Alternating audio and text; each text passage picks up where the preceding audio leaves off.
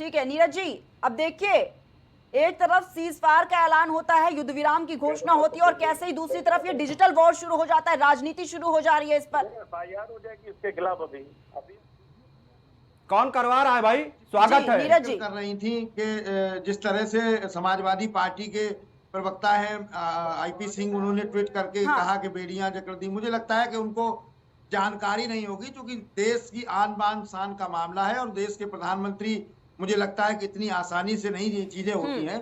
अभी बैठक और अमेरिका और चाइना तमाम देशों के हस्तक्षेप के बाद इस पे एक बैठक हुई है और बातचीत के अभी युद्ध विराम की कोई घोषणा नहीं की गई है।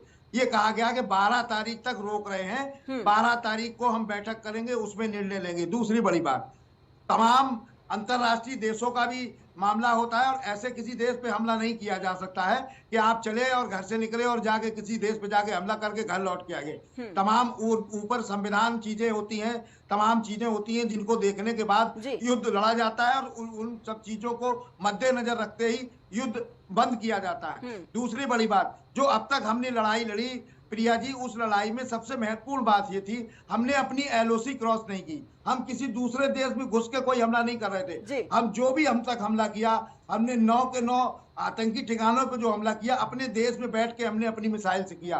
दूसरी बड़ी बात, हमने आतंकवाद के खिलाफ जंग छेड़ी, इसलिए आतंकियों को नष्ट किया। हमने वहां की आवाम के खिलाफ कोई जंग नहीं छेड़ी, हमने वहां के आम आदमी को नहीं मारने की कोशिश की। अब अगर आतंकवादियों के साथ अगर वहां आम आदमी बैठे हैं तो हमारी मिसाइल उनको नहीं पहचान पाएगी, क्योंकि वो आतंकवादियों को मारने गई थी।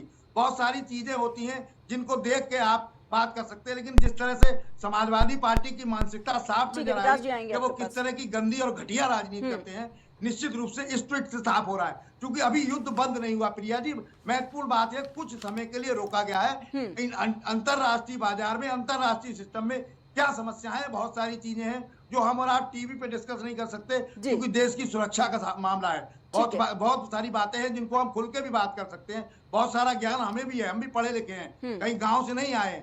लेकिन समस्या इस बात की, देश की सुरक्षा का मामला है, इस पे बहुत जल्दबाजी होगी कुछ भी कह पाना, क्योंकि वो राजनेता है समाजवादी पार्टी के लोग, वो कर सकते हैं, उनके लिए कोई आपत्ति नहीं। चूंकि मैं पत्रकार हूं तो पत्रकार के नाते बहुत सारी चीजें भी नहीं कह पाऊंगा जिनको आपको देखना होगा। लेकिन हाँ, निश्चित रूप से हमारी सेना ने जो जवाब दिया, वो जवाब पाकिस्तान नहीं झेल पा रहा था और वो घुटने टेकने मजबूर हुआ।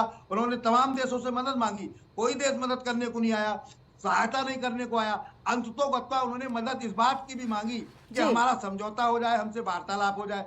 तो उस बैठक के लिए कुछ दिन के लिए युद्ध रोका गया है। ये कह देना कि युद्ध बंद हो गया, ये मुझे लगता है कि निराधार गलत बात होगी। जी प्रिया। ठीक है नीरज जी।